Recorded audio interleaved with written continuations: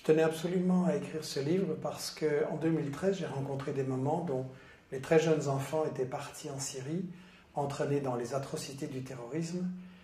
Et en juin 2013, j'ai proposé aux personnalités des 4 grands partis en Belgique de faire un débat sur le thème « Que pouvons-nous faire pour les empêcher de partir là-bas » Par une personne, aucun n'a voulu venir, apparemment ils s'en fichaient, ça m'a interpellé.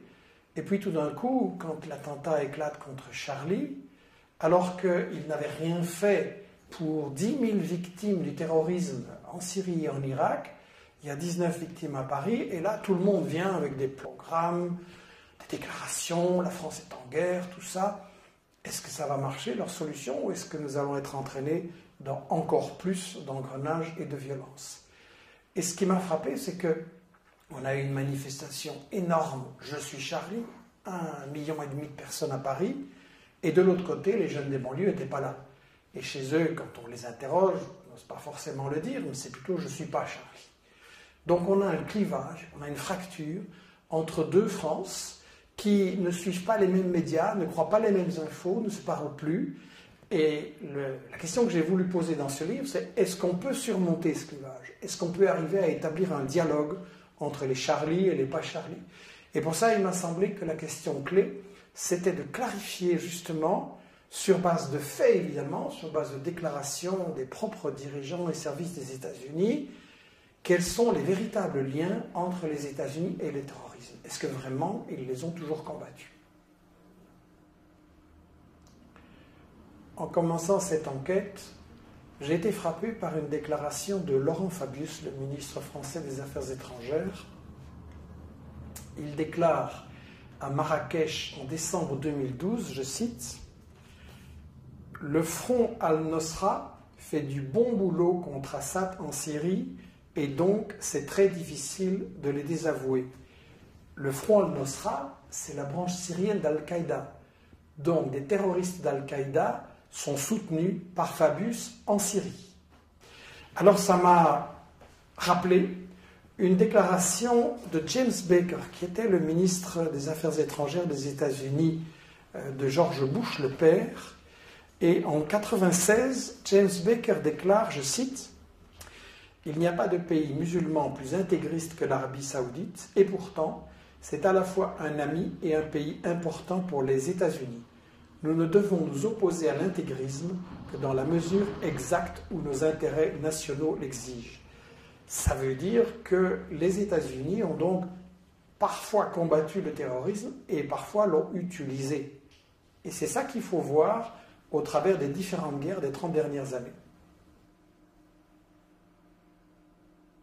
Les relations entre États-Unis et terrorisme, ça commence, disons, en 1978.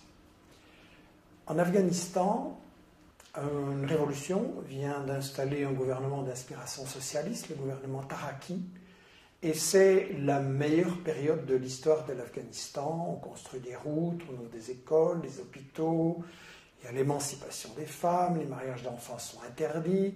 C'est vraiment la meilleure période pour l'Afghanistan. Ça, c'est intolérable pour les États-Unis qui veulent absolument contrôler cette zone stratégique au centre de l'Asie, d'autant plus que le gouvernement afghan, nouveau, est assez favorable à l'Union soviétique. Donc il faut absolument le renverser. Le problème pour les États-Unis, c'est qu'ils sortent de la guerre du Vietnam, qu'ils ont perdu lamentablement. L'occupation au sol, ça n'est donc plus possible, il serait trop impopulaire. Et donc ils vont recourir à un autre stratagème, une guerre indirecte. Avec l'Arabie saoudite, ils vont recruter, financer, armer dans une opération secrète, la CIA, l'opération Ben Laden. Ils vont recruter 35 000 moudjahidines venus individuellement de 40 pays et ils vont former une armée de guérillas terroristes pour renverser ce gouvernement. S'il va y avoir des atrocités, ça va durer des années, ça ne va pas du tout être présenté comme ça dans les médias occidentaux, mais ça va être reconnu ouvertement par Brzezinski, qui était alors le responsable de la politique internationale du président Carter, et qui va reconnaître dans une interview au Nouvel Observateur en 1998 que oui, l'opération Ben Laden, c'est les États-Unis, que la mise en route, la mise en selle du terrorisme de Ben Laden, c'est les États-Unis et que le problème des islamistes, ils s'en fichent complètement.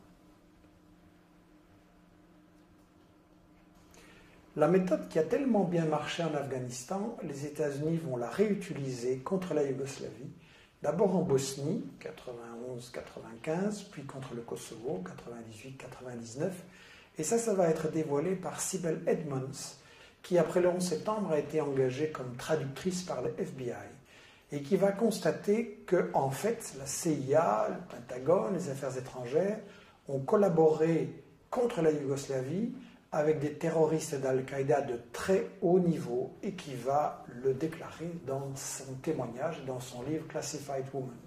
En 1998, le frère d'Al-Zawahiri, Mohamed, dirigeait une unité d'élite de l'armée de libération du Kosovo.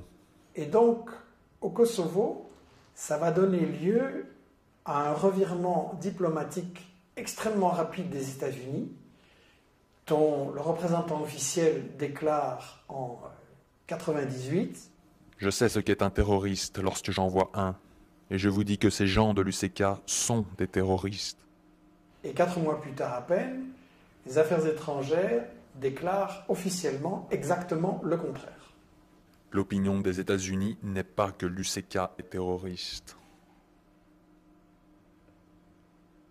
Je me suis rendu en Irak en 2002, peu avant que n'éclate la guerre de Bush. Et en parlant aux Irakiens, aussi bien les pro-Saddam que les anti-Saddam, il était très clair que les États-Unis allaient affronter une résistance terrible parce qu'aucun Irakien ne voulait d'eux comme force d'occupation. La résistance a d'abord été dispersée, et puis les forces ont commencé à s'unir, et le fait que les sunnites et les chiites coopéraient militairement sur le terrain pour résister, ça c'était un gros problème pour l'occupation des États-Unis. Le danger, c'est que nous pensons qu'il peut y avoir jonction à la base entre les sunnites et les chiites. Nous devons tout faire pour l'empêcher. Alors pour s'en sortir, ils ont recouru à ce qu'on appelle l'option Salvador, c'est-à-dire une recette qui avait bien marché dans ce pays, la formation d'escadrons de la mort qui appliquent des recettes terroristes très violentes contre la population civile, pour créer un climat de terreur, et dans le cas de l'Irak, pour créer en fait une guerre de religion entre les sunnites et les chiites. La seule manière dont nous pouvons gagner, c'est de passer aux méthodes non conventionnelles. Nous devons terroriser les Irakiens et les forcer à se soumettre. En 2011, en Libye, pendant les bombardements de l'OTAN, je m'étais rendu compte que Kadhafi avait ses adversaires, ce n'était pas un modèle de démocratie, mais qu'il avait aussi un très fort soutien dans la population parce qu'il avait apporté aux Libyens un bien-être social exceptionnel. Donc malgré les médias mensonges de l'époque qui unissaient aussi bien l'OTAN, Al Jazeera, BHL et les médias occidentaux, malgré ces médias mensonges grossiers, le problème qui se posait à Obama, c'était comment briser le soutien d'une grande partie de la population pour renverser Kadhafi. Il ne voulait absolument pas débarquer ses troupes au sol. L'expérience de Bush en Irak, en Afghanistan avait montré que ça ne marchait pas. Donc il fallait trouver des troupes sur place. Il n'y en avait pas beaucoup. Les seuls qui existaient, c'était les terroristes libyens, la section libyenne d'Al-Qaïda. Et donc on a eu un renversement d'opinion absolument ahurissant, avec en 2007 des sources officielles des États-Unis qui déclarent que ce sont des terroristes. La région de Benghazi à Tobrouk représente une des plus grandes concentrations de terroristes au monde. Et puis en 2011, les sources officielles des États-Unis qui disent que non, ce n'est pas des terroristes, c'est des combattants pour la démocratie. Des douzaines d'anciens combattants du GICL participent aux efforts des rebelles visant à renverser Kadhafi. Ils le font à titre personnel, pas comme groupe constitué. Après la Libye, comme nous l'avions prévu, les armes ont été exportées, et les terroristes avec, vers des pays africains, pas n'importe quels, bien entendu. C'est frappant de voir que les terroristes interviennent toujours là où il y a des ressources naturelles importantes. Et donc on a eu leur intervention au Mali, or, argent, pétrole, uranium, au Niger, uranium, énorme ressource, puis au Nigeria, le principal producteur de pétrole en en Afrique, très important pour les États-Unis, un pays qui pourrait devenir un leader si l'Afrique arrive à s'émanciper, un pays qui de temps en temps regarde un peu vers la Chine. Donc les États-Unis veulent absolument conserver le contrôle. Nigeria, c'est un pays puissant. Et donc là va s'appliquer la méthode de Brzezinski en Afrique de faire éclater les États trop importants en une série de micro-nationalités. Et donc là, le fait de dresser les chrétiens et les musulmans les uns contre les autres et de rendre le pays ingérable, c'est exactement la stratégie qui correspond aux intérêts des États-Unis. Alors c'est intéressant de savoir que Boko Haram a été financé par des fondations de Grande-Bretagne et d'Arabie Saoudite. On retrouve l'Arabie Saoudite constamment derrière le financement des terroristes qui servent les intérêts des États-Unis. La guerre contre la Syrie n'a pas commencé en 2011, mais au moins en 2009. L'ex-ministre français des Affaires étrangères, Roland Dumas, a confié qu'il avait reçu des propositions des Britanniques disant on va attaquer la Syrie en 2009, donc. Il avait refusé. Et en fait, ça commence plus tôt. Dès 2007, ça se prépare au Liban, où Bandar Sultan, un grand ami de Bush, au point qu'il va être surnommé Bandar Bush, va financer des milices terroristes extrémistes au Liban d'abord et puis en Syrie. Et ça, c'est une opération où l'Arabie Saoudite sert d'intermédiaire pour une filière terroriste organisée par les États-Unis. Les acteurs clés sont les Saoudiens bien sûr et Bandar qui ont conclu une sorte d'accord privé avec la Maison-Blanche. L'idée est d'avoir un soutien financier de l'Arabie Saoudite pour soutenir divers groupes sunnites extrémistes du djihad. Je crois que l'information sur tout ça, c'est trop important et qu'il faut absolument éviter qu'on se laisse entraîner dans cette guerre de religion. D'un côté, on a cette version de l'islam complètement fanatique, rétrograde, violente, qui est développée par les meilleurs amis des États-Unis et de l'Europe, l'Arabie Saoudite et le Qatar.